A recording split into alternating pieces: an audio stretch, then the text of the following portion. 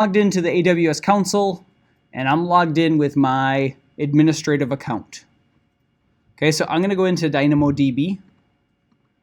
And as I mentioned, I cleared out DynamoDB, so there is no data in this database. I'm going to create a new table. And when I create a table, so I'm just going to call it baseball stats because that's what the example uses. And it's going to ask for a partition key.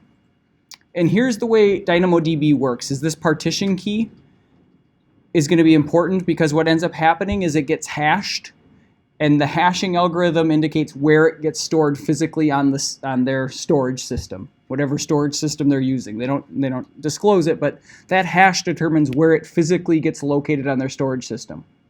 So when I add a primary key, it's a hashed primary key that indicates where it's stored, and what it does, so the real key factor with DynamoDB is it's got really fast retrieval. So if I tell you a lookup based on a primary key, it knows exactly where that data is stored. It's not stored randomly, it's stored in a specific location based on that primary key value. Okay, so I could say anything, but since this is a baseball application, I might want to store my primary key as team ID. And I'll give you an example of why I might want to use team ID. These primary keys, these partition keys, they'll call them hot keys versus non-hot keys. And the idea with these keys is you should have your lookups. So when I'm going to start using this data and I want to start looking up my data, I want it equally distributed amongst all of my different primary keys. So in MLB, there's 30 baseball teams. So I have 30 different team IDs, and my prediction is that if I keep track of all these baseball stats, they'll be pretty evenly distributed amongst the teams. Is that fair? Alternatively, like if I used like a date, so I said I'm going to store all of my baseball data and game data based on a date. The idea would be that, yes, it would be evenly distributed. Each date would have the same amount of data, but once a date goes into the past, I'd never look at that data again. Right? I might want to look at current data, but how many times am I going to look up data from 10 years ago? I know some people do, but the idea is that it'll get stale. So that partition key is a really important key. It's how I'm going to distribute my data for both storage and then lookups, and I want it to be evenly distributed based on the primary key. So that key choice is more important than what we'd usually indicate with a relational database. With a relational database, we don't necessarily care. With a NoSQL database, I do care. Okay, so I want to kind of predictively choose that primary key. I can add a sort key. So a sort key is like a secondary key, and what it'll do is it actually creates a composite primary key. So in our case, team ID is not going to be enough to make it unique. So I'm going to have records for the Brewers, and then I'm going to have records for, April 1st, April 2nd, April 3rd, April 4th. They're all going to be tied to the Brewers. So I need a secondary key to identify unique records. So a team ID is not enough. I'm going to have additional data. All I'm going to do is just call it SK for now, so for sort key. And we're going to end up deleting this anyway. I just want to be able to get into the record or into the database. Okay, once we create this,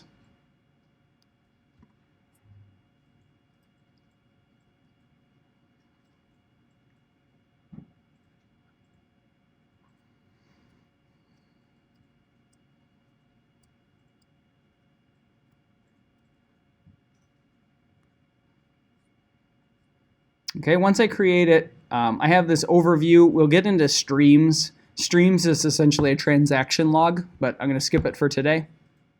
I get table details, and this is a provisioned database. And what that means is that I have a fixed amount of storage. So the default is 20 gigs of storage is free in DynamoDB. You're storing text, so 20 gigs of text is a ton. So you're not going to pay for storage, you pay for read and write units. Okay, and the way this works is your one read unit is 4K of data. Write is 1K of data. So everything I write is 1K of data. Everything I read is 4K of data. That's one read unit, one write unit. And that's what I'm getting billed on, is how much I read and how much I write. Okay. My metrics will show how often this has been used.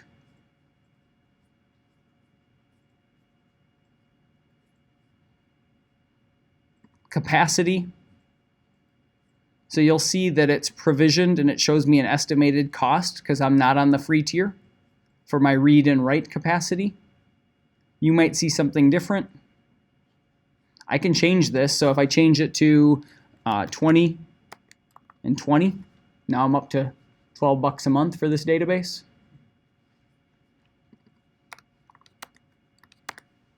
Okay. On demand, what that does is it'll allow me to scale my database size infinitely. So 20 gigs is free, but if I go over that, what's going to end up happening is I'm going to start getting 404 errors trying to access my database if I hit that 20 gig limit. So what I can do is I can say I want to go to on-demand storage, and my storage size will grow and grow and grow, but then I'm going to pay for it. Okay, so by leaving this provisioned, I know that I'm locked into that free tier. It's safer, right? Indexes we're going to avoid for right now. Global tables is kind of interesting. What will happen is DynamoDB will automatically replicate your database across different regions. So right now I'm in US East 1. But if I want to replicate this to China and I want to replicate it to some other country because my application's running in Europe and it's financial data, my data has to be stored in Europe. So I can create global tables. So I can add a region. Okay, and global regions are actually pretty expensive for that replication process, but I can do it, right? I mean, if I'm running a database in Europe because I'm a financial institution, chances are I'm paying for that database too. So yes, they're expensive, but it's cheaper than the alternative. Okay, so I skipped over items. Let's go back to items. Okay, so I have my table. My table is representing my entire application. I'm going to create a new item. Okay, so my team ID might be Milwaukee Brewers. Okay, and my sort key might be team info. And then I can add additional stuff about this team. So I can append a string, the mascot, Brewers. The location will be Milwaukee. The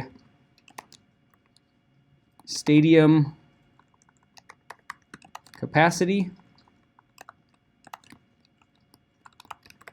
will be 44,000.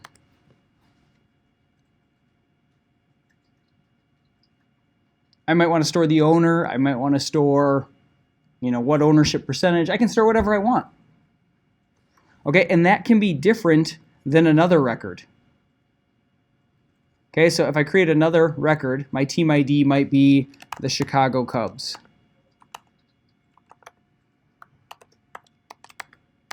And again, I'm storing team info. And then maybe that's all I want to store. Maybe I don't have the details about it. Okay, and this is a dumb example because I can get the information for the Cubs if I want to, but I can store whatever I want. I could also store player info. So the team ID might be the Milwaukee Brewers. And then my sort key will be player info. And then I want to know the first name and the last name.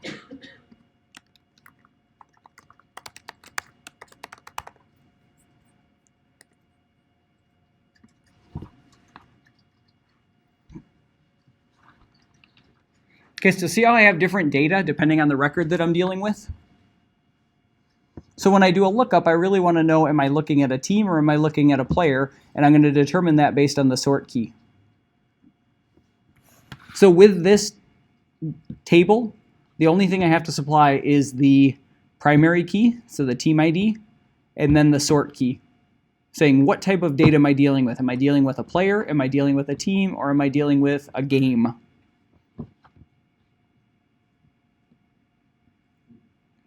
Okay. And this is going to store all of my application data. Okay, so we could create a bunch of baseball data, and I think all of you would get fairly bored, right? Like well, unless you're into baseball. Yeah.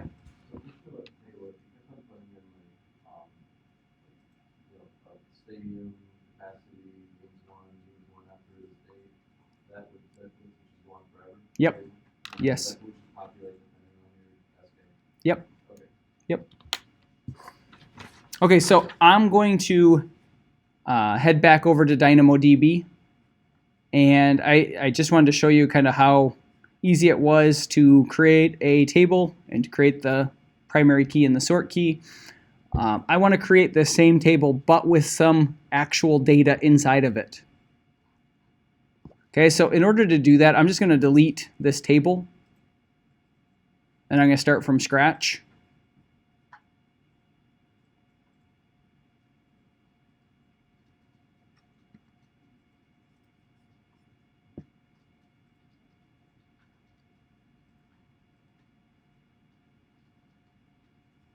Okay, eventually it'll get deleted here.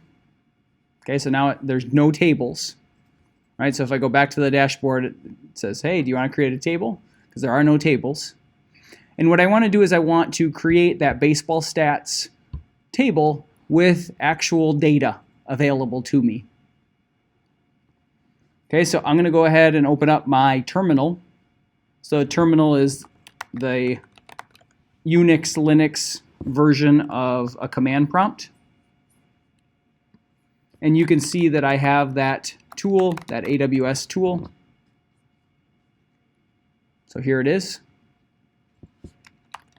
And what I want to do is I want to load these files that I have, these exercise files that I posted on Blackboard for you, the games.json, players.json, teams.json. Those files, they're on Blackboard. Okay, so they're on the link to that course description, that link out to Linda. There's a zip file that includes those 3 files. What I want to do is I want to take those 3 files to seed my database table with data. So if I look in there, there's game data, there's player data, there's team data. Okay, so I want to seed that data. The way I'm going to do that is I'm going to use the command AWS DynamoDB, and I'll post these commands, so don't worry too much. But then there's a command called batch write item. Okay, and what this is really saying is go to the AWS application. I want to deal with the DynamoDB service. And then within that DynamoDB service, I want to batch write a file to a database. Okay? The file that I want to write is going to be specified by this request items parameter. And then I have to specify a file path. So I have to say where the file is. So for me, I know that the file is in the desktop under exercise files. Let's make this easier. Sorry.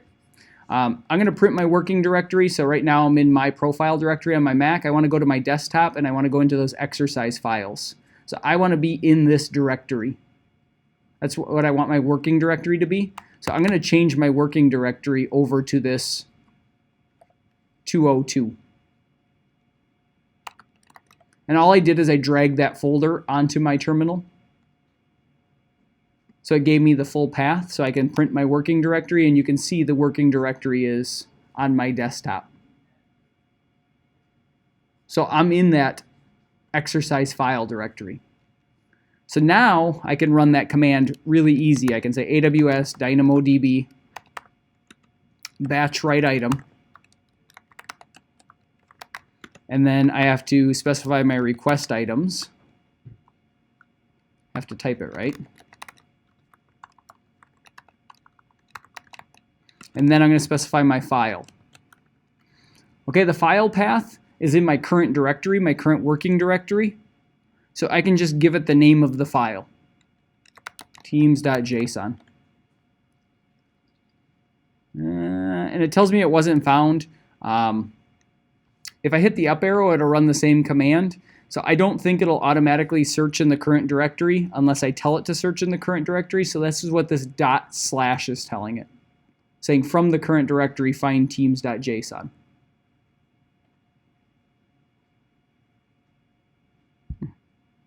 Requested resource not found.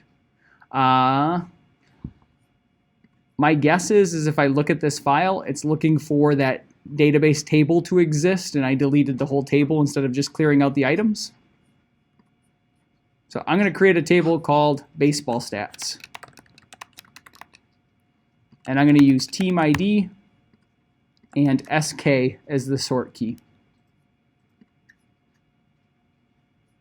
Okay, so the table's getting created, then I should be able to come back over to the command.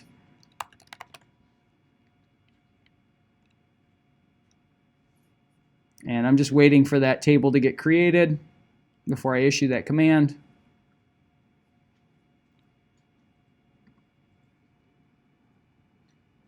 Okay, so now it's created. Now I can come over to my terminal and issue the same command. Batch write item.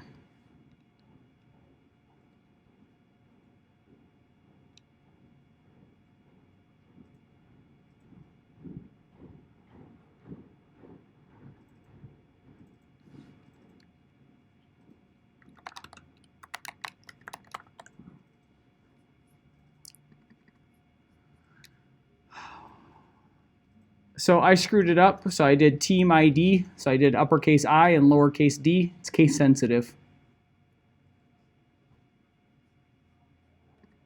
So one more try here. I'm going to delete the table and recreate it because I can't change the primary key.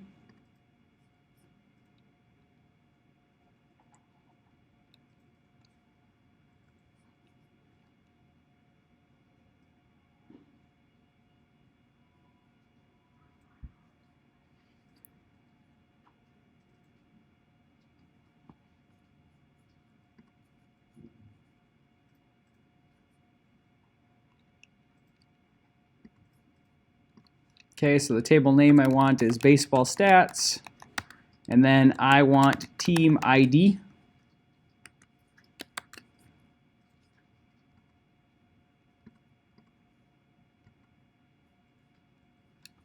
Okay, so now I should be able to create baseball stats with the team ID. I'm going to add the sort key of SK, and I'm going to create the table. Okay, once this is done, now I'm pretty confident that my command is going to execute and I'm going to have some teams.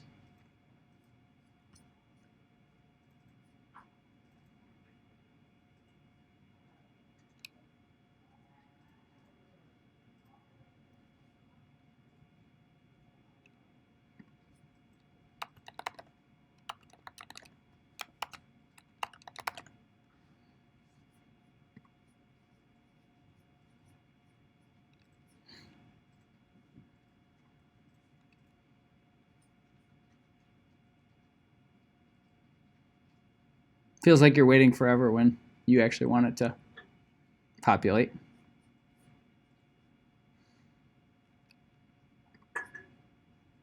Okay, so the command that I eventually want to run is the same command. I don't think the command is wrong.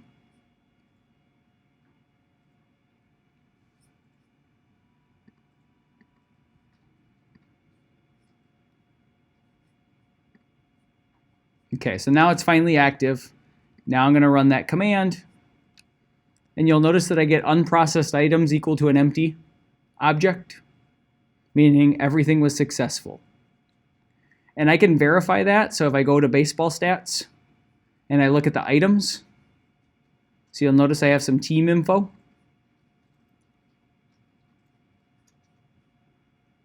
That's from us loading that JSON file. Okay, so I have team info and then I have player info. So I want to go to players. I want to do the same thing. I want to import all the players. And then lastly, I want to import all the games.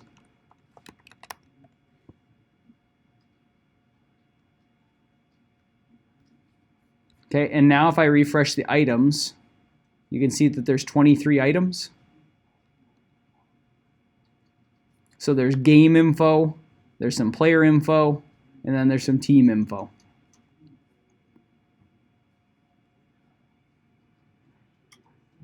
Okay, and this is my baseball data.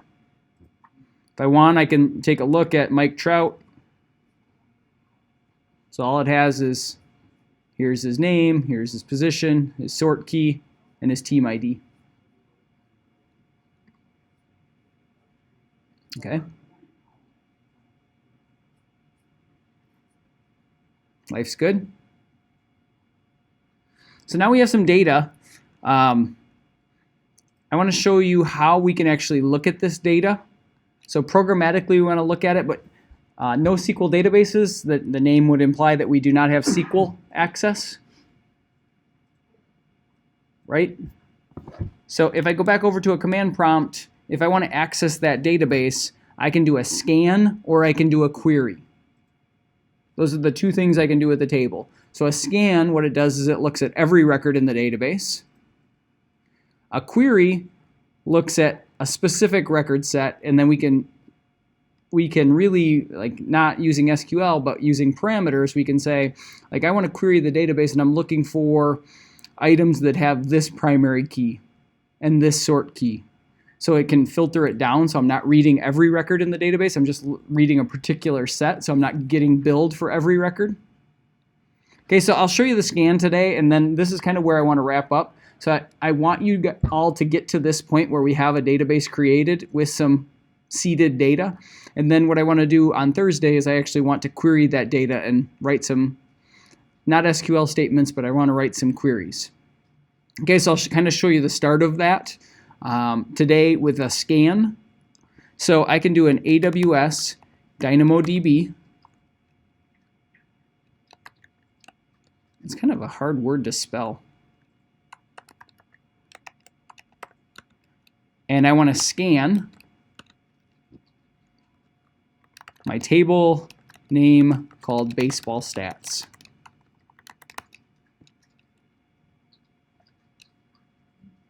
Okay, and you'll see that I scanned 23 items. And it has all of my data. So it tells me there's 23 items. Here's the items. And then down at the bottom, it shows you what the consumed capacity is, essentially what I'm getting billed for. I didn't ask for the consumed capacity. So it's not going to give it to me. It doesn't show me what I'm actually getting billed for that query or for that scan. So if I want to do that, so let me clear the screen. So I want to do this scan with a table name of baseball stats, but I do want to know what the consumed capacity is. So I want to return the consumed capacity as the total consumed capacity. It's a parameter. I'm asking for the total. Like, how much is this going to cost me to scan this entire table? And you'll see that it uses 1/2 of a read unit. So it's not 4K of data. So I'm getting billed for 1/2 of a read unit when I do that scan. Okay. Here's another thing that's going to come into play when we're dealing with DynamoDB. The way DynamoDB works by default is it's replicated across 3 regions for free. So your database is automatically replicated. When I do a read, what happens is during that replication process, my data may not be consistent across the 3 regions, but it's eventually going to be consistent. So if I write data, then it takes up to 15 minutes to replicate across those 3 regions is kind of what the documentation will tell you. So the default mode of reading from DynamoDB is that it's eventually going to be consistent. I'm reading eventually consistent data. Okay? That's what I'm getting billed for, is eventually consistent data. And for the most part, it works fine. Okay, unless it was just updated and I'm hitting a site that is one of the replication sites. If I want a consistent read, meaning I want the data to be consistent, I pay double the price. Okay, so you'll see I used half a capacity unit for the first read. If I do that same thing, but now instead I say I want to do a consistent read, so I'm doing a scan, and then I'm asking for the total, but I'm going to force a consistent read. I need the data to be accurate. Why am I not getting? Because I didn't spell it right. So you'll notice the capacity units doubled.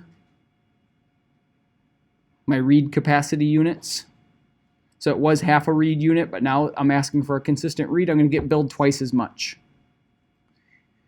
If I put that into a transaction, right? So we can have transactions where I can roll back and recover if something goes wrong. So if I put that into a transaction, it costs me double again. So if I want a consistent read within a transaction, it's going to cost me 4 times as much as just an eventually consistent read. Okay, and maybe I'm fine paying for that. Maybe I'm an insurance company and my data needs to be accurate. Versus I'm a hobbyist playing around with baseball stats and I don't care. If you get the wrong data, it's your problem, right? So that's how I'm getting billed. I'm doing a scan. A scan's always going to scan every record in the database to see what we're looking for. I can filter based on a scan, but I'm still scanning the entire table and then filtering. So it's still going to cost me the same amount of read units. I'm still scanning the 23 records. So whenever I do a scan, I'm talking about scanning the entire table. When I do a query, then I'm talking about I can get really specific about the data that I want to read. I want to read only the data that has this primary key and this sort key. So scans is always the entire table. Query is I can query based on a specific primary key and a specific sort key. So then I'm only reading the data that I care about. So it's always better to query than to scan. Okay, so on Thursday, what I want to do is I want to start getting into writing these queries. Like, what's the format of it? And the format starts to get a little messy. So you'll notice we're dealing with JSON, so we'll cover JSON a little bit on Thursday as well. So what's the structure of JSON? Like, how am I formatting JSON? What are the rules with JSON? And the reason we're going to do that is because when we start to query these database tables, our parameters are going to be JSON parameters. So you're going to need to know a little bit about JSON. And the reality is you're going to need to know a little bit about JSON in a lot of different places. So if this is the first time you're seeing it, it's fine. You'll see it again and again, and then you'll kind of know that it's not that bad. Okay? So I'm going to stop here for today. For Thursday, try to get your DynamoDB created, create your command line interface with your credentials, and upload that data. So seed the data. I'll put the commands that I use today out on Blackboard in that same section. So the commands that I use to seed the data. The only thing that you have to worry about that is your file path. So your file path will definitely be different than my file path unless you navigate to that working directory. So unless you navigate to where the files are located as your working directory, your path to the file is going to be different than what my path to the file was. But I'll post those commands out on Blackboard. Okay.